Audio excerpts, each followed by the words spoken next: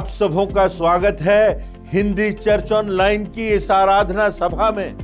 मैं आपको हृदय की गहराइयों से धन्यवाद देता हूं कि आज आप हमारे साथ जुड़े हुए हैं हिंदी चर्च ऑनलाइन के माध्यम से, और न सिर्फ हमारे साथ आराधना करने के लिए जुड़े हुए हैं, परंतु अपने हृदय के प्रश्नों को लेकर, अपने मन की चिंताओं को लेकर परमेश्वर के वचनों को सुनने के लिए आप तत्पर हैं। तो हम आज परमेश्वर की आराधना करेंगे, उसकी उपासना करेंगे, उसके वचनों को देखेंगे, और एक प्रश्न जो हमारे मन में आता है कि क्या मृत्यु के बाद कोई जीवन है, और अगर वो जीवन है तो वो कैसा जीवन है, और फिर उससे भी बड़ा प्रश्न, क्या उस जीवन को हम प्राप्त कर सकते हैं, कैसे प्राप्त कर सकते हैं।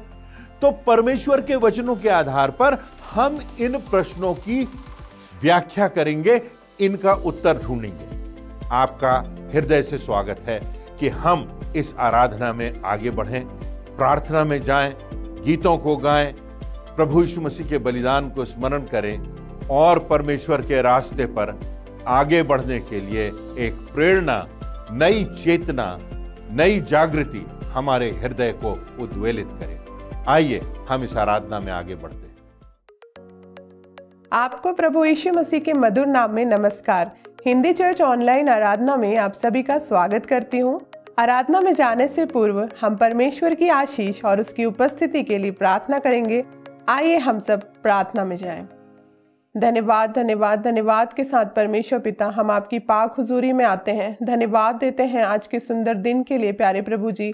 धन्यवाद देते हैं बीते समय आपकी सुरक्षा के लिए। हम धन्यवाद देते हैं उस विशेष अनुग्रह के लिए जिसके चलते हम में से प्रत्येक आज इस आराधना में सम्मिलित हो सके हैं प्यारे प्रभु जी। इस आराधना में हम आपकी उपस्थिति चाहते हैं। इस आराधना के प्रत्येक भाग में प्यारे प्रभु जी, चाहे हमारा गीतों का गाना हो या वचन का बोया जाना हो, दान का लिया जाना हो, प्रभु जी प्रत्येक बात में हम परमेश्वर पिता आपकी सामर्थ्य उपस्थिति चाहते हैं। और पिता परमेश्वर, आपसे हम सब मांग लेते हैं खुदावन कि जो वचन आज बोया जाता है वो हमारे हृदय रूपी भूमि पर उतरने पाए और हमारे व्यक्तिगत जीवन पे हम बदलाव को महसूस कर सकें प्यारे प्रभु जी। प्रत्येक बात पर हम पूरा आदर और महिमा सिर्फ परमेश्वर पिता आपके जीवित और महान नाम को देते हैं। प्रार्थना हमारे उद्धारकर्ता प्रभु यीशु मसीह के जीवित नाम में मांग लेते हैं, आमीन।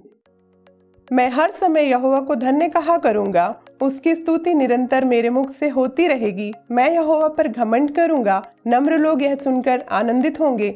मेरे साथ यहोवा की बड़ाई करो और आओ हम मिलकर उसके नाम की स्तुति करें। हमारा परमेश्वर महिमा और स्तुति के योग्य है। बड़े उत्साह के साथ परमेश्वर के आदर और महिमा में हम कुछ गीत और कोरस गा लेंगे।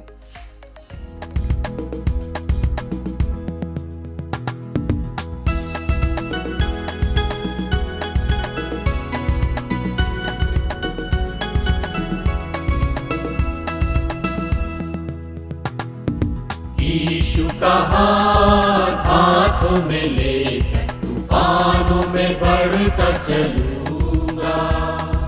यीशु का हाथ हाथों में लेकर तूफानों में बढ़ता चलूंगा। वो चाहे सामने आंधी या लहरें, मैं न डरूंगा, मैं न डरूंगा। हाथ हाथों में लेकर तूफानों में बढ़ता चलूंगा।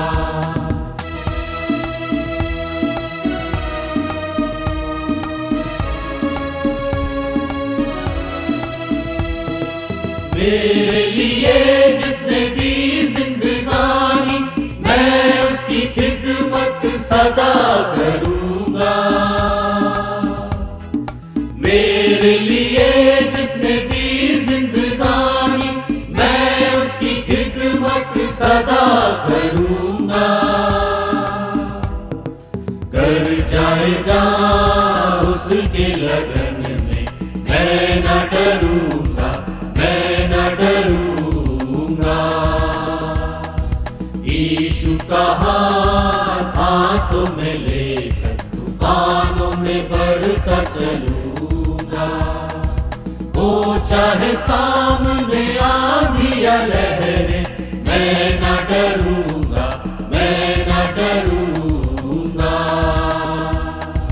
यीशु का हाथ हाथों में लेकर तूफानों में बढ़ता चलूंगा।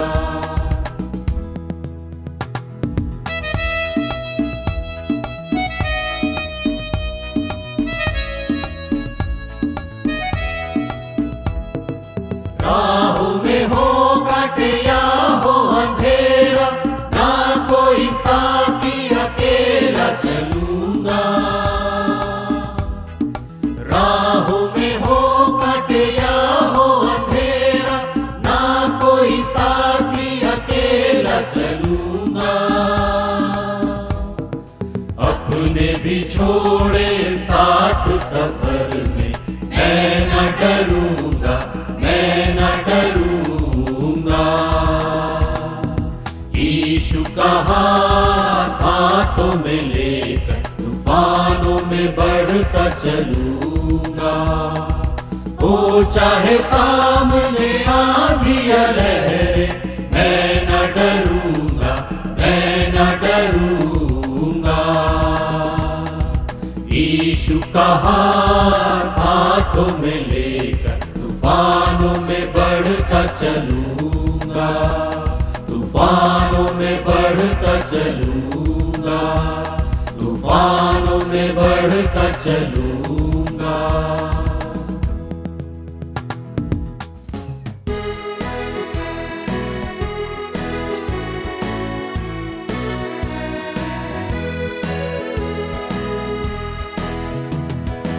आओ हम यहोवा के लिए ऊंचे स्वर से गाएं, अपनी मुक्ति की चट्टान का जय जयकार करें। आओ हम यहोवा के लिए ऊंचे स्वर से गाएं, अपनी मुक्ति की चट्टान का जय जयकार करें। धन्यवाद करते हुए उसके संग खाएं, धन्यवाद करते हुए उसके संग खाएं। भजन गाते हुए उसका जय जयकार करें। आओ हम यहोवा के लिए ऊंचे स्वर से गाएं, अपनी मुक्ति की चट्टान का जय जयकार करें। क्योंकि वो हमारा परमेश्वर है, क्योंकि वो हमारा परमेश्वर है, और हम उसकी प्रजा, उसके हाथ की भेड़े हैं। आओ हम यहोवा के लिए ऊंचे स्वर से गाएं, अपनी मुक्ति की चट्टान का जय जयकार करें।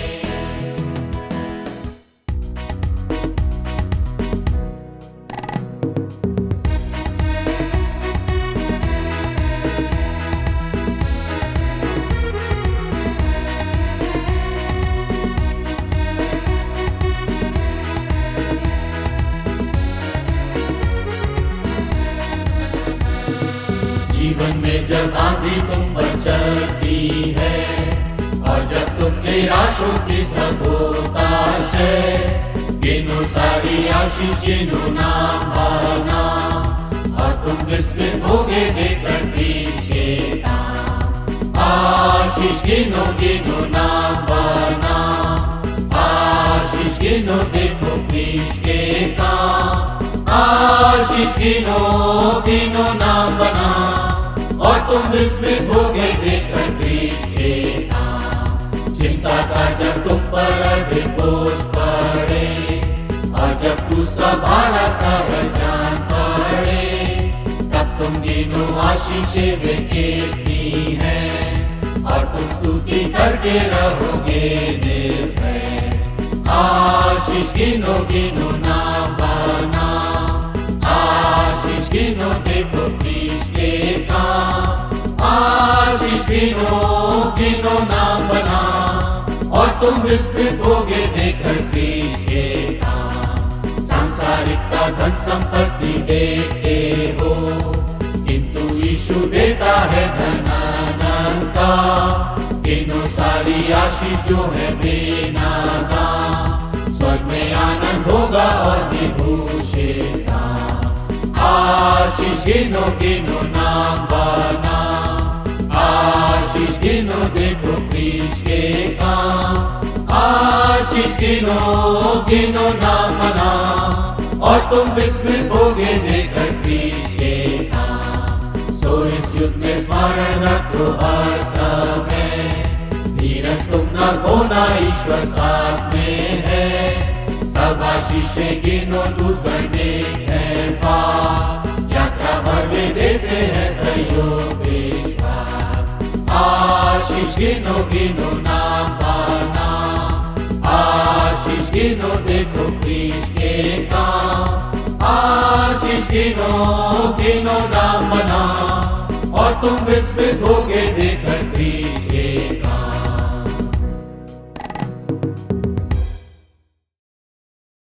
परमेश्वर के वचन में जीवन के मूलभूत प्रश्न दिए गए हैं जो हर एक मनुष्य के मन में आते हैं। ना सिर्फ प्रश्न हैं पर उनके स्पष्ट उत्तर भी दिए गए हैं। ना सिर्फ समस्याओं का वर्णन है परंतु उनका समाधान भी है। एक अहम प्रश्न जो अय्यूब ने किया, जो कि बाइबल में अय्यूब की पुस्तक के 14वें अध्याय की 14वीं आयत में पाया जाता है। वह प्रश्न है, यदि मनुष्य मर जाए तो क्या वह फिर जीवित होगा? मृत्यु से बचने के लिए मनुष्य हर संभव प्रयास करता है, भोजन पर नियंत्रण करता है, कठिन से कठिन विभिन्न व्यायाम करता है, कितने भी पैसे खर्च करने को तैयार रहता है, नई नई रिसर्च होती जाती है, महंगे से महंगा इलाज कराने के लिए मनुष्य तैयार रहता है। प्रभु यीशु मसीह प्रश्न करते हैं लूका रचित सुसमाचार उसके 9वें अध्याय की 25वीं आयत में, यदि मनुष्य सारे जगत को प्राप्त करे और अपने प्राणों की हानि उठाए तो उसे क्या लाभ होगा? पहला कुरिन्थियों उसके 15वें अध्याय की 19वीं आयत में लिखा हुआ है, यदि हमने केवल इसी जीवन में मसीह से आशा रखी है तो हमारी दशा सब मनुष्यों से दयनीय है। हमारे जीवन में जितना अधिक समय निकलता जाता है तो हमें इस बात का और भी एहसास होता है कि मृत्यु के उस पार कोई आशा है या नहीं। हमारा जीवन क्या वास्तव में सार्थक है? हमारे जीवन का कोई महत्व है, कोई अर्थ है? ये सारे प्रश्न हमारे जीवन में आते हैं। बाइबल में पहला कुरिन्थियों के पत्र के 15वें अध्याय में पौलुस प्रेरित प्रभु यीशु मसीह के पुनरुत्थान के संदर्भ में इस प्रश्न का उत्तर देता है कि क्या मृत्यु के पश्चात जीवन है, इसकी व्याख्या करता है। यहां पर पौलुस 3 प्रश्नों का उत्तर दे रहा है, 3 बातों की व्याख्या कर रहा है। पहली बात कि क्या वास्तव में मृत्यु के पश्चात भी जीवन है? इसी बात को स्पष्ट करते हुए वह लिखता है कि मृत्यु के पश्चात जीवन है और प्रभु यीशु मसीह के पुनरुत्थान में इसका उत्तर और प्रमाण निहित है। पहला कुरिन्थियों उसके 15वें अध्याय की 3री और 4थी आयतों में लिखा है, मैंने यह बात जो मुझ तक पहुंची थी उसे सबसे मुख्य जानकर तुम तक पहुंचा दी कि पवित्र शास्त्र के अनुसार मसीह हमारे पापों के लिए मरा और गाड़ा गया तथा पवित्र शास्त्र के अनुसार तीसरे दिन जी भी उठा। उद्धार की योजना के अनुसार हम सभी के, सारी मानव जाति के पापों की कीमत चुकाने के लिए प्रभु यीशु मसीह जो निष्पाप था वह बलिदान हो गया। प्रभु यीशु मसीह की मृत्यु हुई, ना सिर्फ बाइबल में पर अनेक गैर मसीही इतिहासकारों की लेखनी में भी प्रभु यीशु मसीह के मारे जाने का विवरण आज भी मौजूद है। यीशु की मृत्यु के साथ बात खत्म नहीं हुई। दुनिया ने तो सोचा कि बात समाप्त हो गई है, राजा ने सोचा कि बात समाप्त हो गई है, धर्म के अधिकारियों ने भी सोचा कि बात समाप्त हुई, सत्ता के अधिकारियों ने तो सोचा कि सब कुछ समाप्त हो गया, न्यायपालिका के न्यायाधीशों ने तो सोचा कि सब समाप्त हो गया, रोमी सम्राट ने सोचा कि बात समाप्त हुई, संसद ने सोचा कि बात समाप्त हुई, यहूदियों की महासभा ने भी सोचा कि बात समाप्त हुई। लेकिन परमेश्वर परमेश्वर है और मनुष्य मनुष्य है। परमेश्वर की योजना और उसके सोच में और मनुष्यों की योजना में जमीन आसमान का अंतर है। यशायाह नबी की पुस्तक उसके 55वें अध्याय की 8वीं और 9वीं आयत में लिखा है, क्योंकि यहोवा कहता है, मेरे विचार और तुम्हारे विचार एक समान नहीं है, न तुम्हारी गति और मेरी गति एक सी है, क्योंकि मेरी और तुम्हारी गति में और मेरे और तुम्हारे सोच विचारों में आकाश और पृथ्वी का अंतर है। तो प्रभु यीशु मसीह जी उठा, उसका पुनरुत्थान हुआ, कब्र के पत्थर पर लगी हुई मुहर टूट गई, राजा की ताकत मिट्टी में मिल गई, रोमी सम्राट की योजना ध्वस्त हो गई, मौत की ताकत का सर्वनाश हुआ और जिंदगी की विजय की पताका फहराने लगी। सारी मानव जाति के लिए उद्धार का द्वार खुल गया।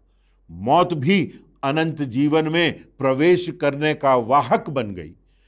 पुनर्जीवित प्रभु को चेलों ने देखा, बड़ी भीड़ ने देखा, सैकड़ों लोगों के जन समूह ने देखा जिन्होंने उसे क्रूस पर चढ़ाया था। उन्हें पुनरुत्थित प्रभु यीशु मसीह का दर्शन हुआ। जिन्हें शंका थी कि वह जी उठा है, उन्होंने भी प्रभु यीशु मसीह को देखा। तो प्रभु यीशु मसीह का पुनरुत्थान, प्रत्यक्षदर्शियों की जीवित गवाही और गैर मसीही इतिहासकारों की लेखनी आज भी यह उत्तर देती है कि हां, निश्चित मृत्यु के पश्चात जीवन है। एक समय था जब लगता था कि क्या कोई चंद्रमा पर पहुंच सकता है? यह असंभव और मात्र कल्पना और स्वप्नों की बात है। चंद्रमा पर तो कोई ऑक्सीजन नहीं होगी, चंद्रमा पर जीवित रहना संभव नहीं होगा, चंद्रमा पर कोई गुरुत्वाकर्षण शक्ति नहीं। कैसे संभव है चंद्रमा पर पहुंचना? पर तब जुलाई माह की 20 तारीख को 1969 वर्ष में नील आर्मस्ट्रांग ने चंद्रमा पर कदम रखा। तब आज फिर कोई सवाल नहीं करता, क्योंकि सच्चाई और प्रमाण सारी शंका और प्रश्नों को समाप्त कर देते हैं। प्रभु यीशु मसीह के पुनरुत्थान की घटना और उसकी सत्यता के प्रमाण इस प्रश्न का उत्तर स्पष्ट कर देते हैं कि क्या मृत्यु के बाद जीवन है। आज हमारे पास प्रमाण है। इतिहास में, आर्कियोलॉजी में, पुरातत्व शास्त्र में, प्रत्यक्षदर्शियों की गवाही में, आज प्रभु यीशु मसीह के करोड़ों अनुयायियों की जीवित साक्षी में कि निश्चित रूप से मृत्यु के पश्चात जीवन है।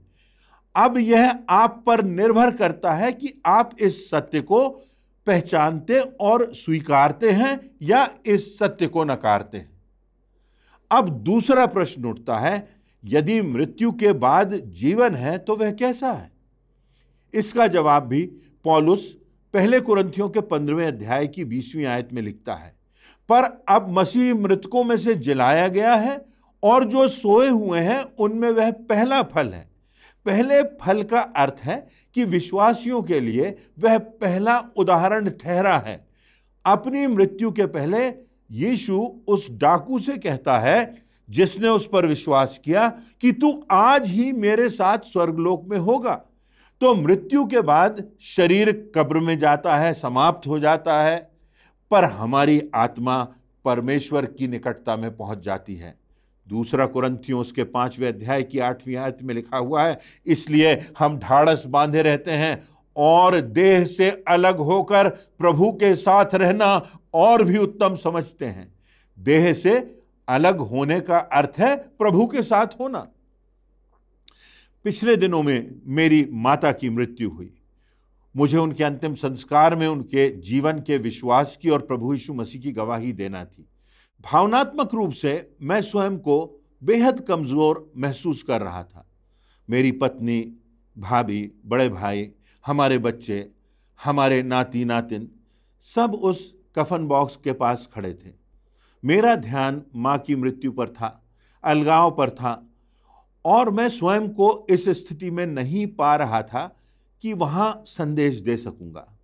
मेरी पत्नी इंदु ने कहा, कमजोर मत हो, ध्यान रखो कि वो परमेश्वर के धाम में, पिता के घर में पहुंच चुकी हैं।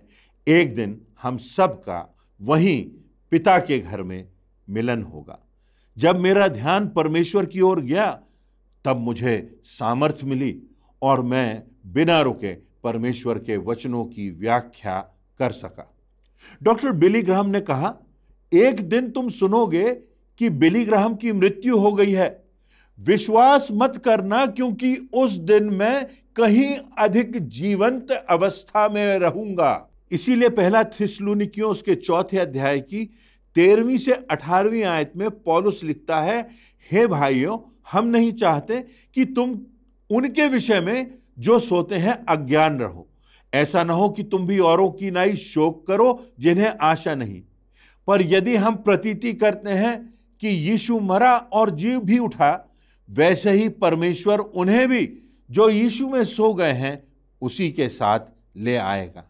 जो सो गए हैं उनके लिए अविश्वासियों के समान शोकित मत रहो, क्योंकि वह दिन आएगा यीशु के दूसरे आगमन के समय जो बचे विश्वासी हैं वे उनसे मिलेंगे जो प्रभु के पास पहले पहुंच चुके हैं, और हम सदैव प्रभु के साथ रहेंगे। यही मसीह विश्वास की आधारशिला है। मृत्यु से मुक्त, पीड़ा से मुक्त, अपंग होने की दशा से मुक्त, जन्मों के चक्र से मुक्त, सीधे परमेश्वर के साथ होंगे। स्वर्ग में अनंत काल तक प्रभु यीशु के साथ रहेंगे। एक नए देश में, एक नए धाम में, एक नई देह के साथ, स्वर्गीय देह के साथ, जहां हम सारी पीड़ा से मुक्त होंगे। मेरे और आपके जीवन में संभव है कि जिसे हम बहुत प्यार करते थे, जो हमारे बहुत निकट था, वो असमय चला गया। परंतु हमें एक निश्चित आशा है, और इस बात का प्रमाण हमको मिलता है आज भी कि एक दिन आएगा जब हम उन्हें देखेंगे, उनके साथ हमारा मिलन होगा, और फिर उसके आगे कभी हम अलग नहीं होंगे। लूका रचित सुसमाचार के 24वें अध्याय की 39वीं आयतों में वर्णन है, यीशु पुनरुत्थान के बाद चेलों से मिलकर कहते हैं कि छूकर मुझे देखो, मेरे हाथों और पैरों को देखो, मेरे जख्मों को देखो। पहला कुरिन्थियों उसके 15वें अध्याय की 35वीं से 44वीं आयतों में पौलुस लिखता है कि यहां तक सृष्टि में इस बात का प्रमाण है कि मृत्यु के बाद देह होगी। एक दाना है, एक बीज है जो बोया जाता है, और परमेश्वर उस दाने को अंकुरित करता है और उसे एक देह देता है। यह प्रमाण है जो हमारी आंखों के सामने है। मृत्यु के बाद एक नई देह, नया अंकुरण, नया वृक्ष। इसी प्रकार मृतकों का भी जी उठना है। नाशमान देह बोई जाती है, अविनाशी दशा में जी उठती है। अनादर के साथ बोई जाती है, महिमा के साथ जी उठती है। निर्बलता में बोई जाती है, सामर्थ के साथ जी उठती है। नश्वर देह की समाप्ति होती है, किंतु स्वर्गीय तेज के साथ जी उठती है। एक क्षण में हम बदल जाते हैं। प्रभु यीशु मसीह कहते हैं कि मैं तुम्हें लेने आऊंगा, मेरे पिता के घर में बहुत से स्थान हैं, मैं चाहता हूं कि तुम भी वहां रहो।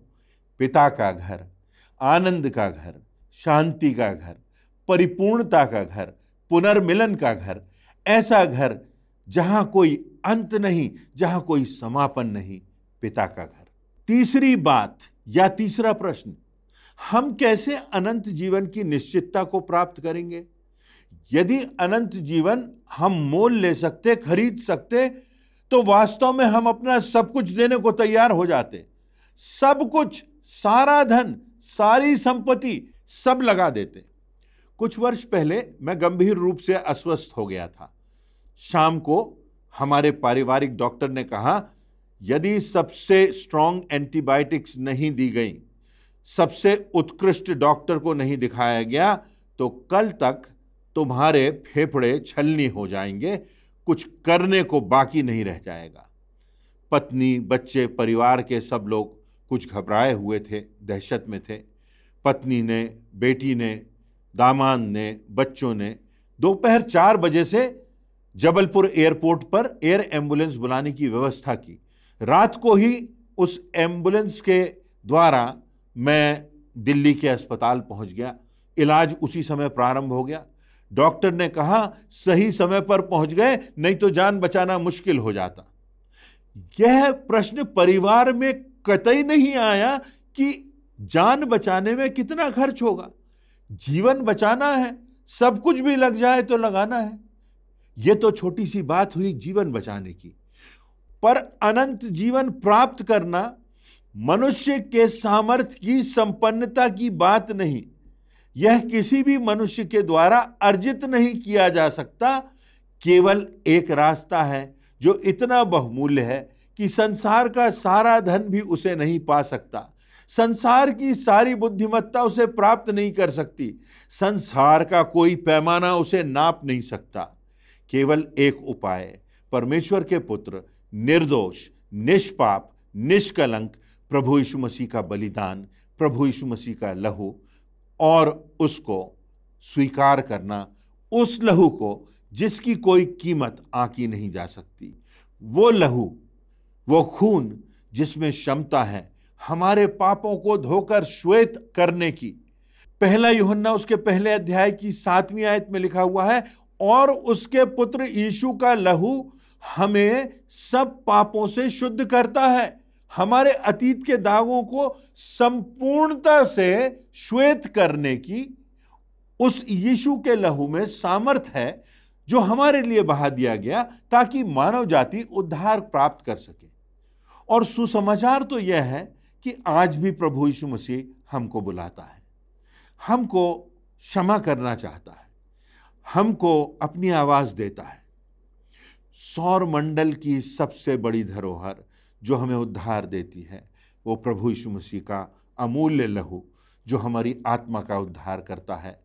आज सारे संसार के लिए, हर व्यक्ति के लिए निःशुल्क है। क्यों निःशुल्क है? क्योंकि हर एक मनुष्य परमेश्वर की सर्वोत्कृष्ट कृति है, और यीशु का लहू मुफ्त है। जो कोई आए, जैसी भी परिस्थिति में आए, जिस भी अवस्था में आए, जो पश्चाताप करे, बपतिस्मा ले, वह अनंत जीवन पाएगा। ऐसा वचन हमको बताता है निश्चितता के साथ। आज हमने देखा, यदि मनुष्य मर जाए तो क्या वह फिर से जीवित हो सकेगा?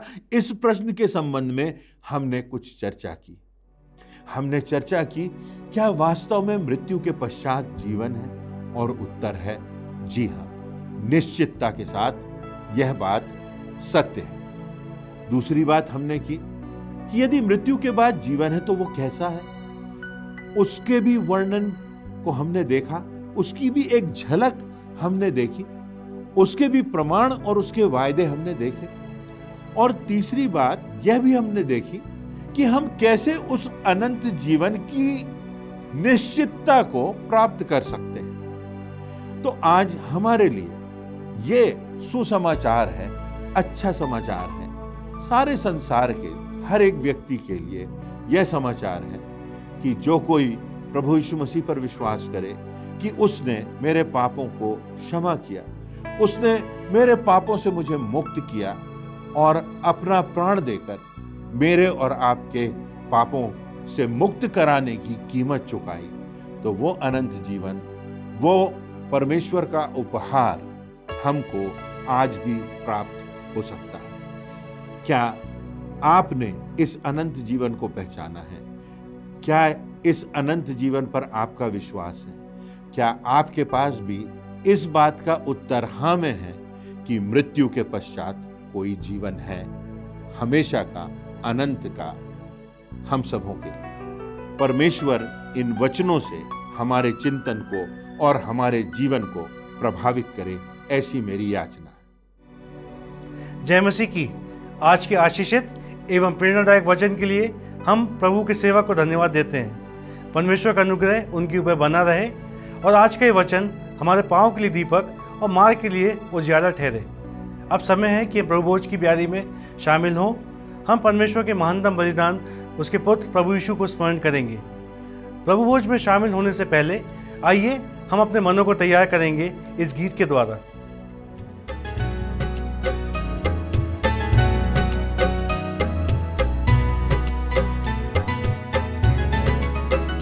सिर्फ एक नजर उठा के देख ले लहू की धारा, सिर्फ एक नजर उठा के देख ले लहू की धारा। तेरे पाप धुल सकेंगे आज ही मसीह के द्वारा, तेरे पाप धुल सकेंगे आज ही मसीह के द्वारा। सिर्फ एक नजर उठा के देख ले लहू की धारा, तेरे पाप धुल सकेंगे आज ही मसीह के द्वारा, तेरे पाप धुल सकेंगे आज ही मसीह के द्वारा।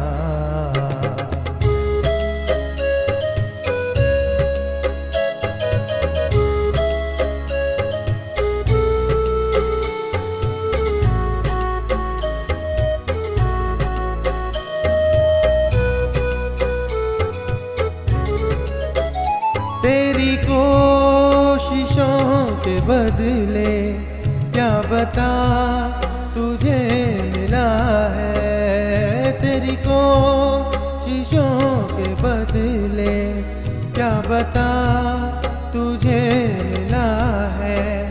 जिंदगी खुशी से भर दे कोई ऐसा सिलसिला है, तुझे कुछ ना दे सकेगा तेरे भाग्य का सितारा, तुझे कुछ ना दे सकेगा तेरे भाग्य का सितारा।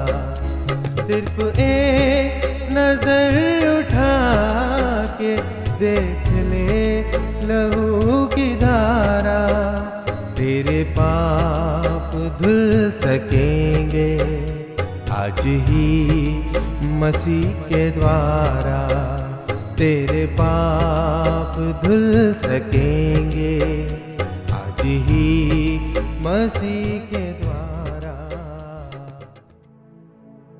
प्रभु यीशु ने जिस रात वह पकड़वाए जाने पर था, उसने रोटी ली और धन्यवाद करके उसे तोड़ी और कहा, ये मेरी देह है जो तुम्हारे लिए तोड़ी जाती है, मेरे स्मरण के लिए यही किया करो। इसी रीति से उसने ब्यारी के पीछे कटोरा भी लिया और कहा, यह कटोरा मेरे लहू में नई वाचा है, जब कभी पियो तो मेरे स्मरण के लिए यही किया करो। क्योंकि जब कभी तुम ये रोटी खाते और इस कटोरे में से पीते हो तो प्रभु की मृत्यु को जब तक वह ना आए प्रचार करते हो। आइए इस ब्यारी के लिए हम परमेश्वर को धन्यवाद दें। हमारे महान सर्वशक्तिमान प्रेमी अनुग्रहकारी दयालु पिता परमेश्वर, सारी आशीषों को देने वाले पिता, तेरा धन्यवाद देते हैं। धन्यवाद देते हैं हमारे प्रभु यीशु मसीह के लिए। धन्यवाद देते हैं पिता उसके प्रेम के लिए कि उसने मानव जाति से प्रेम किया और अपने आप को बलिदान कर दिया ताकि हम अनंत जीवन पाकर तेरे पीछे चलने का प्रयास कर सके। इस ब्यारी पर तेरी आशीष चाहते हुए इस विनती को प्रभु यीशु मसीह के नाम से मांगते हैं, आमीन। आइए, प्रभु की मेज तैयार है, हम सब उसमें सम्मिलित हों।